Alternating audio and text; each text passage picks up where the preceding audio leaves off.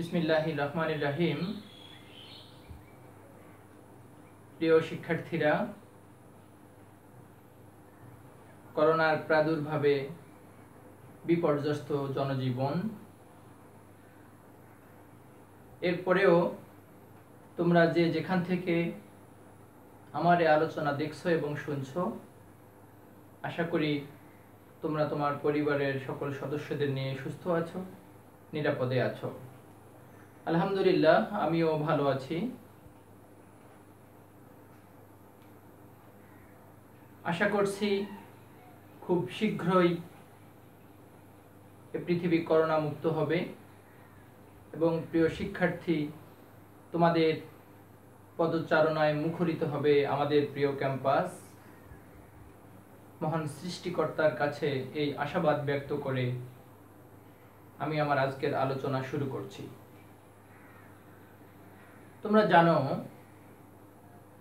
আমরা ধারাবাহিকভাবে আলোচনা চালিয়ে যাচ্ছি এবং সে মোতাবেক আমি উচ্চ মাধ্যমিক মানবিক বিভাগের দ্বাদশ শ্রেণীর শিক্ষার্থীদের ইসলাম শিক্ষা প্রথম পত্রের অধ্যায় 5 থেকে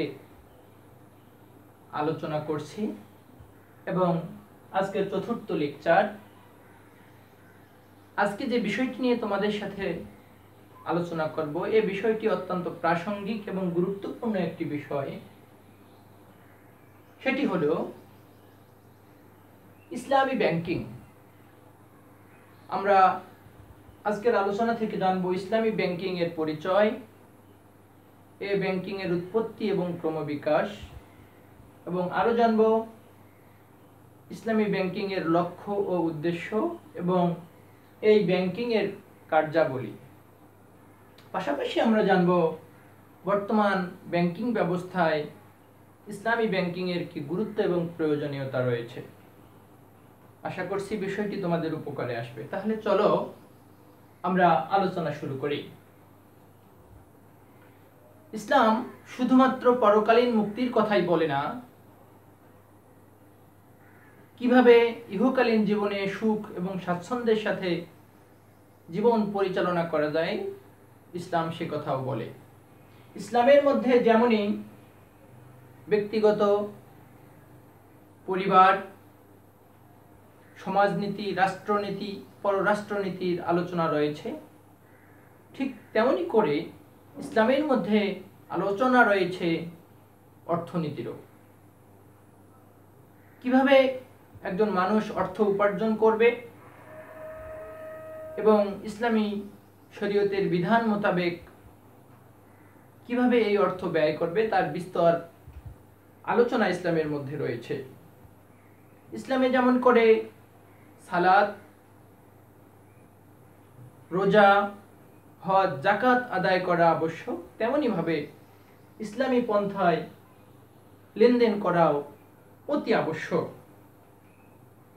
ইসলামী পন্থায় অর্থ জমাকরণ এবং লেনদেনের সুবিধার্থে বাংলাদেশ সহ বিশ্বের বিভিন্ন দেশে ইসলামী ব্যাংকিং ব্যবস্থা চালু রয়েছে। এই ব্যাংকিং পৃথিবীর অগণিত মুসলমানদের জন্য বলা যায় আশীর্বাদ স্বরূপ। তাহলে আমরা শুরুতেই যে বিষয়টি জানবো সেটি হলো ইসলামী ব্যাংকিং এর পরিচয়, অর্থাৎ ইসলামী ব্যাংকিং বলতে আমরা কি বুঝি, অর্থাৎ ইসলামী ব্যাংকিং কি। রাসূলুল্লাহ সাল্লাল্লাহু আলাইহি ওয়াসাল্লামের একটি উদ্ধৃতি দিয়ে, একটি হাদিস দিয়ে শুরু করি। রাসূলুল্লাহ সাল্লাল্লাহু আলাইহি ওয়াসাল্লাম বলেছেন, তলাবু কাসবিল হালালি ফারিদাতুন বাদাল ফারিদা। অর্থাৎ তিনি বলেছেন যে হালাল উপার্জন অন্বেষণ করা ফরজের পরে একটি ফরজ। এবং তিনি আরো বলেছেন, আফদালুল আমাল কাসবুল হালাল, সর্বশ্রেষ্ঠ ইবাদত তথা সর্বোত্তম কাজ হলো হালাল উপার্জন করা। সুতরাং অর্থ আমরা কিভাবে উপার্জন করব এবং আমাদের পরিবারের জন্য কিভাবে এগুলো ব্যয় করব, এর সুস্পষ্ট নীতিমালা ইসলামের মধ্যে রয়েছে। তাহলে ইসলামী ব্যাংকিং এর পরিচয় দিতে গেলে সাধারণভাবে বলতে হয়, যে ব্যাংকের তথা যে ব্যাংকিং এর যাবতীয় কার্যক্রম, অর্থ সংগ্রহ, পুঁজি জমাকরণ, অর্থ বিনিয়োগ, ক্রয় বিক্রয়, শ্রমিক মালিক সম্পর্ক এবং উদ্যোক্তা ও ব্যাংকের মধ্যে যে সম্পর্ক, সব কিছু ইসলামে শরীয়তের বিধান মোতাবেক পরিচালিত হয়, সেটাই হলো ইসলামী ব্যাংকিং। আমি বলছি সহজভাবে ইসলামী ব্যাংকিং এর পরিচয় বলতে গেলে বলতে হবে যে ব্যাংকের যাবতীয় কার্যক্রম, অর্থ জমাকরণ, লেনদেন, অর্থ বিনিয়োগ, ক্রয় বিক্রয়, শ্রমিক মালিকের মধ্যে সম্পর্ক এবং ব্যাংক ও উদ্যোক্তার মধ্যে যে সম্পর্কগুলো রয়েছে, এগুলো ইসলামী শরীয়তের বিধান মোতাবেক পরিচালিত হয়, তাকে বলা হচ্ছে ইসলামী ব্যাংক তথা ইসলামী ব্যাংকিং। 1978 সালের এপ্রিল মাসে সেনেগালের রাজধানী ডাকারে মুসলিম বিশ্বের পররাষ্ট্রমন্ত্রীদের এক সম্মেলনে ওআইসি তথা ইসলামী সম্মেলন সংস্থা কর্তৃক ইসলামী ব্যাংকের একটি সংজ্ঞা নিরূপণ করা হয়েছে এবং তাতে বলা হয়েছে যে ইসলামী ব্যাংক এমন একটি আর্থিক প্রতিষ্ঠান যার মৌলিক বিধান ও কর্মপদ্ধতি এবং নীতিমালা শরীয়তের মূলনীতি অনুসরণের সুস্পষ্ট অঙ্গীকার থাকবে এবং যার সমুদয় লেনদেন হবে সুদমুক্ত। আমি আবারও বলছি, 1978 সালের এপ্রিল মাসে সেনেগালের রাজধানী ডাকারে মুসলিম দেশসমূহের পররাষ্ট্রমন্ত্রীদের এক সম্মেলনে ওআইসি তথা ইসলামী সম্মেলন সংস্থা ইসলামী ব্যাংকিং এর একটি সংজ্ঞা নিরূপণ করেছেন। তাতে বলা হয়েছে যে ইসলামী ব্যাংক এমন একটি আর্থিক প্রতিষ্ঠান যার মৌলিক বিধিমালা, নীতিমালা ও কর্মপদ্ধতিতে ইসলামী শরীয়তের সুস্পষ্ট অনুসরণের অঙ্গীকার থাকবে। অর্থাৎ ইসলামী শরীয়তের যে আর্থিক বিধানগুলো আছে, এগুলো পালন করার সুস্পষ্ট অঙ্গীকার থাকবে এবং যে ব্যাংকিং এর যাবতীয় লেনদেন হবে সুদমুক্ত, সেটি হচ্ছে ইসলামী ব্যাংক। তাহলে আমরা ইসলামী ব্যাংকিং এর পরিচয় জানলাম, আশা করি তোমরা বুঝতে পেরেছ। এরপরে আমি বলতে চাই ইসলামী ব্যাংকিং এর ভিত্তি কি, অর্থাৎ একটি ব্যাংকিং কার্যক্রম পরিচালনার জন্য কিছু মূলনীতি তথা ভিত্তি দরকার। ঠিক তেমনি ইসলামী ব্যাংকিং এর মূলনীতি হলো ইসলামী শরীয়তের যে 4টি মূলনীতি, কুরআন, সুন্নাহ, ইজমা এবং কিয়াস, এই 4টি মূলনীতির আলোকেই কিন্তু ইসলামী ব্যাংকিং কার্যক্রম পরিচালিত হয়। আমরা ইসলামী ব্যাংকিং এর পরিচয়টা জানলাম, আমরা আশা করি বিষয়টি ক্লিয়ার বুঝতে পেরেছি। এখন আমরা যে বিষয়টি আলোচনা করব সেটি হলো ইসলামী ব্যাংকিং এর উৎপত্তি ও ক্রমবিকাশ। এই ব্যাংকিং এর কার্যক্রম কখন থেকে শুরু হলো এবং কিভাবে এর বিকাশ ঘটলো। মূলত ইসলামী ব্যাংকিং পরিভাষাটি আমাদের কাছে নতুন হলেও এর উৎপত্তি হয়েছিল মহানবী সাল্লাল্লাহু আলাইহি ওয়াসাল্লামের নিজ হাতে। যখন আল্লাহ রাব্বুল আলামিনের পক্ষ থেকে সূরা আল বাকারার 275 নম্বর আয়াত তথা সুদ নিষিদ্ধ সম্পর্কিত আয়াত নাজিল হলো, তখন রাসূলুল্লাহ সাল্লাল্লাহু আলাইহি ওয়াসাল্লাম সুদবিহীন অর্থ ব্যবস্থা চালুর কথা মনস্থ করলেন এবং এর ধারাবাহিকতায় যাতে ইসলামী রাষ্ট্রের যাবতীয় আর্থিক লেনদেন সুদমুক্তভাবে পরিচালিত হয়, সেজন্য তিনি বাইতুল মাল প্রতিষ্ঠা করলেন। এই বাইতুল মালকেই বলা হচ্ছে পৃথিবীর সর্বপ্রথম ইসলামী ব্যাংকিং। যদিও সেই সময়ে ব্যাংকিং তথা ব্যাংক কথাটার প্রচলন ছিল না। পরবর্তীতে মহানবী সাল্লাল্লাহু আলাইহি ওয়াসাল্লামের মৃত্যুর পর যতদিন খোলাফায়ে রাশিদিনের হাতে এবং মুসলমানদের হাতে মুসলিম জাহানের ক্ষমতা ছিল, ততদিন পর্যন্ত মুসলিম জাহানে সুদবিহীন অর্থনৈতিক লেনদেন ব্যবস্থা চালু ছিল এবং এই লেনদেনের প্রাণকেন্দ্র ছিল এই বাইতুল মাল। সুতরাং সেক্ষেত্রে বলা যায় যে ইসলামী ব্যাংকিং এর উৎপত্তি মহানবী সাল্লাল্লাহু আলাইহি ওয়াসাল্লামের নিজ হাতে বাইতুল মাল থেকে। এবং পরবর্তীতে 1963 সালে মিশরে সর্বপ্রথম সুদবিহীন ইসলামী ব্যাংক প্রতিষ্ঠা লাভ করে। তোমরা সালগুলো একটু মনে রাখবে। 1963 সালে মিশরে সর্বপ্রথম সুদবিহীন ইসলামী ব্যাংক চালু হয়। মিশরের একজন অধিবাসী, তিনি যুক্তরাজ্য এবং জার্মানিতে ব্যাংকিং ব্যবস্থার উপর বিশেষভাবে প্রশিক্ষণ প্রাপ্ত ডক্টর আহমদ আল নাগ্গার, তিনি কিন্তু মিশরের মিডগামার নামক স্থানে মিডগামার ব্যাংক নামে একটি ব্যাংক প্রতিষ্ঠা করেন। এটি হলো প্রথম সুদবিহীন ইসলামী ব্যাংক। তিনি এটি প্রথম চালু করেছিলেন। মিশরের একজন ব্যক্তি ডক্টর আহমদ আল নাগ্গার, তিনি 1963 সালে এটি চালু করেছিলেন এবং এই ব্যাংকটি অল্প দিনের মধ্যেই এই ব্যাংকটি বিপুল সাফল্য অর্জন করে। ফলে এই ব্যাংকের কার্যক্রম দেখে 1963 থেকে 1967 সালের মধ্যে, এই 4 বছরের মধ্যে আরো 9টি ইসলামী ব্যাংক প্রতিষ্ঠিত হয় এই ব্যাংকের আদলে। কিন্তু তৎকালীন মিশরের যে সমাজতান্ত্রিক সরকার এই ব্যাংকগুলোকে বন্ধ করে দেয়। তখন জনগণের পক্ষ থেকে জোরালো চাপ আসে এবং জনগণের চাপের মুখে সরকার বাধ্য হয়েই 1972 সালে নাসের সোশ্যাল ব্যাংক নামে আরেকটি ইসলামী ব্যাংক প্রতিষ্ঠা করে। তখন কি করে?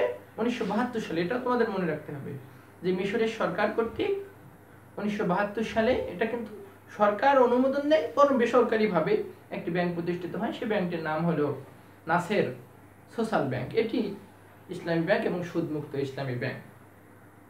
এরপরে সরকারি উদ্যোগে, মানে সরকার স্বতঃস্ফূর্ত হয়ে সর্বপ্রথম যে ইসলামী ব্যাংক প্রতিষ্ঠা করে সেটি মালয়েশিয়ায় 1969 সালে মালয়েশিয়ার পার্লামেন্টে আইন প্রণয়ন করে তাবুং হাজি নামে একটি ইসলামী ব্যাংক প্রণয়ন করেন। মনে রাখতে হবে যে সরকারি উদ্যোগে সর্বপ্রথম ইসলামী ব্যাংক প্রতিষ্ঠিত হয় মালয়েশিয়ায় 1969 সালে এবং ব্যক্তিগতভাবে ব্যক্তি পর্যায়ে প্রথম ইসলামী ব্যাংক প্রতিষ্ঠিত হয়েছিল 1963 সালে মিশরে এবং সেটির নাম হলো মিডগামার ব্যাংক। এবং পরবর্তীতে 1975 সালে আইডিবি তথা জেদ্দায় ইসলামিক ডেভেলপমেন্ট ব্যাংক, ইসলামী উন্নয়ন ব্যাংক নামে একটি ব্যাংক প্রতিষ্ঠিত হয় এবং একই বছর সংযুক্ত আরব আমিরাতে দুবাই ইসলামী ব্যাংক প্রতিষ্ঠা লাভ করে এবং সুদান এবং মিশরে ফয়সাল ইসলামী ব্যাংক নামে ইসলামী ব্যাংক প্রতিষ্ঠিত হয় এবং একই সময় পাকিস্তান এবং ইরানে ইসলামী ব্যাংক প্রতিষ্ঠার উদ্যোগ নেওয়া হয়। এভাবে কিন্তু ইসলামী ব্যাংকের উৎপত্তি লাভ করতে থাকে এবং 1983 সালে সর্বপ্রথম বাংলাদেশে ইসলামী ব্যাংক বাংলাদেশ লিমিটেড নামে একটি ব্যাংক প্রতিষ্ঠিত হয় এবং এই ব্যাংকটি বাংলাদেশে ইসলামী ব্যাংকিংয়ের কার্যক্রম চালু করে। ব্যাংকটি বর্তমানে দক্ষিণ এশিয়ার সর্ববৃহৎ এবং সবচেয়ে সফল ব্যাংক হিসেবে পরিগণিত হয় এবং পরবর্তীতে 1993 সালে মালয়েশিয়া তার গোটা ব্যাংকিং ব্যবস্থাকে ইসলামীকরণের চিন্তাধারা নিয়ে সবগুলো ব্যাংকে, অর্থাৎ তাদের দেশের পুরো আর্থিক ব্যবস্থাকে ইসলামীকরণের ঘোষণা দিয়ে সবগুলো ব্যাংকে কিন্তু ইসলামী ব্যাংক এর আদর্শে তৈরি করে। এভাবে ইসলামী ব্যাংকিং ব্যবস্থা অতি দ্রুত পৃথিবীর সমস্ত দেশে কিন্তু পরিচালিত হতে থাকে এবং বর্তমানে বাংলাদেশে বিভিন্ন ইসলামী ব্যাংক রয়েছে। এর মধ্যে তোমরা অনেকেই জানো আল আরাফা ইসলামী bank, Shahjalal Islami bank, social Islami bank, এরপরে ICB Islamic bank, first security Islami bank, Exim bank, union bank. এভাবে কিন্তু অনেকগুলো ব্যাংক ইসলামী ব্যাংকিং ব্যবস্থা চালু করেছে। পাশাপাশি কিছু সরকারি ব্যাংকও ইসলামী ব্যাংকিং ব্রাঞ্চ চালু করেছে। তাদের ব্যাংকের মধ্যেই একটি শাখা চালু করেছে, সেটিতে ইসলামী ব্যাংকিংয়ের আদলে ব্যাংকিং কার্যক্রম পরিচালিত হয়। তা আমরা এখানে জানলাম যে আসলে ইসলামী ব্যাংকের উৎপত্তি এবং ক্রমবিকাশ। তোমাদের মনে রাখার সুবিধার্থে আমি আবারও বলছি যে রাসূলুল্লাহ সাল্লাল্লাহু আলাইহি ওয়াসাল্লাম ইসলামী ব্যাংক অর্থাৎ সুদমুক্ত লেনদেনের জন্য বাইতুল মাল প্রতিষ্ঠা করেন। পরবর্তীতে রাসূল সাল্লাল্লাহু আলাইহি ওয়াসাল্লামের মৃত্যুর পর খোলাফায়ে রাশিদিনরা এই কার্যক্রম চালিয়ে গেছেন। 1963 সালে মিশরে ডক্টর আহমদ আল নাগ্গার মিডগামার ব্যাংক প্রতিষ্ঠা করেন। পরবর্তীতে মালয়েশিয়ার সরকার 1969 সালে ব্যাংক প্রতিষ্ঠা করেন। এভাবে কিন্তু বিভিন্ন সময়ে এই ইসলামী ব্যাংকিংয়ের যে ক্রমবিকাশ সেটা হয়ে আসছে এবং বাংলাদেশে যে প্রথম ইসলামী ব্যাংক বাংলাদেশ লিমিটেড সেটি কিন্তু 1983 সালে বাংলাদেশে তাদের কার্যক্রম চালু করে। এটি হলো ইসলামী ব্যাংকের উৎপত্তি এবং ক্রমবিকাশ। আমরা এখন জানব ইসলামী ব্যাংকিংয়ের লক্ষ্য এবং উদ্দেশ্য কি, কোন লক্ষ্য এবং উদ্দেশ্যকে সামনে রেখে ইসলামী ব্যাংক তার ইসলামী ব্যাংকিং কার্যক্রম পরিচালিত হয়। মূলত ইসলামী ব্যাংকিংয়ের মূল লক্ষ্য এবং উদ্দেশ্য মুনাফা অর্জন করা নয়। এই ব্যাংকের মূল লক্ষ্য উদ্দেশ্য হলো জনগণের কল্যাণ কামনা করা, জনগণের যাতে মঙ্গল হয় সেজন্যই তারা তাদের ব্যবসায়িক কার্যক্রম পরিচালনা করে। এবং ইসলামী ব্যাংকিং ইসলামী শরীয়তের আলোকে গড়ে ওঠার ফলে এই ব্যাংকের যাবতীয় লক্ষ্য এবং উদ্দেশ্য কিন্তু ইসলামী শরীয়তের আলোকেই পরিচালিত। এই ব্যাংকিং কার্যক্রমের লক্ষ্য এবং উদ্দেশ্যগুলোর মধ্যে অন্যতম হলো লেনদেন এবং ব্যবসায় বাণিজ্যের ক্ষেত্রে আল্লাহ এবং তার রাসূলের যে বিধান রয়েছে সেগুলো প্রতিষ্ঠিত করা। অর্থাৎ অন্যান্য ব্যাংক যে লক্ষ্য এবং উদ্দেশ্যকে সামনে রেখে প্রতিষ্ঠিত, ইসলামী ব্যাংক এর বাইরে এসে তথা সুদী কার্যক্রমকে ব্যতি রেখে আল্লাহ এবং তার রাসূলের যে বিধান রয়েছে আর্থিক লেনদেনের ক্ষেত্রে সেই উদ্দেশ্য সামনে রেখে প্রতিষ্ঠিত হয়েছিল। এর অন্য লক্ষ্য উদ্দেশ্য হলো সুদবিহীন এবং কল্যাণমুখী ব্যাংকিং কার্যক্রম পরিচালনা করা। প্রচলিত ব্যাংকগুলো কি করে?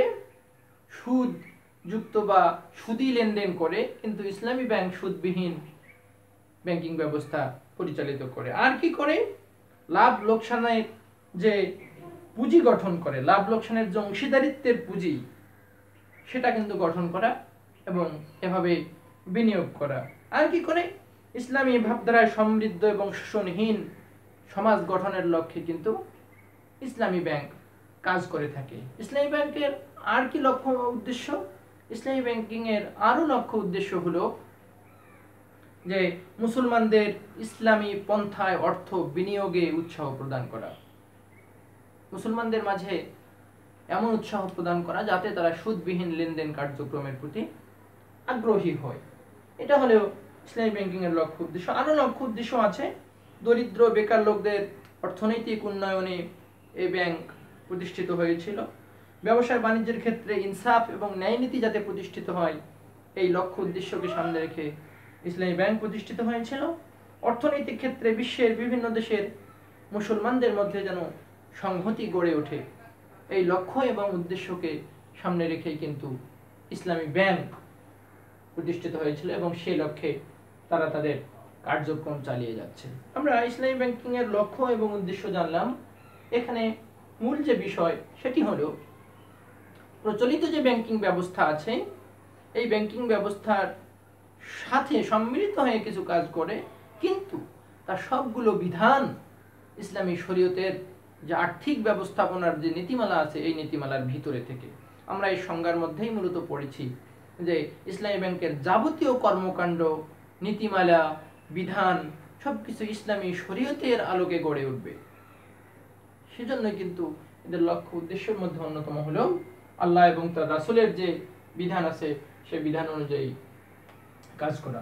মানে আমরা ইসলামী ব্যাংকিং এর কি কার্যাবলী, ইসলামী ব্যাংক কি কি কাজগুলো করে থাকে আমরা এবারে এটা জানবো। ইসলামী ব্যাংকিং এর কার্যাবলী রয়েছে, আমরা কার্যাবলী সম্পর্কে এবারে জানবো।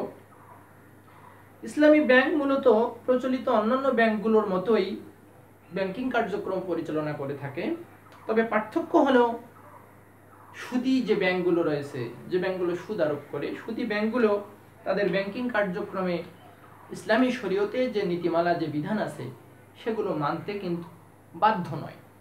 আর ইসলামী ব্যাংকিং যে কার্যাবলী পরিচালনা করে এরা কিন্তু ইসলামী শরীয়তের যে নীতিমালাগুলো রয়েছে, যে আর্থিক লেনদেনের নিয়মকানুনগুলো রয়েছে এগুলো মানতে বাধ্য এবং এই ব্যাপারে তাদের সুস্পষ্ট অঙ্গীকার কিন্তু থাকবে।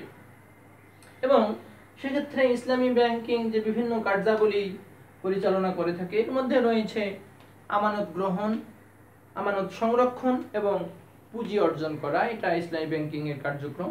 এর অন্য কার্যক্রম ইসলামী পদ্ধতিতে বিনিয়োগের মাধ্যমে মুনাফা অর্জন করা।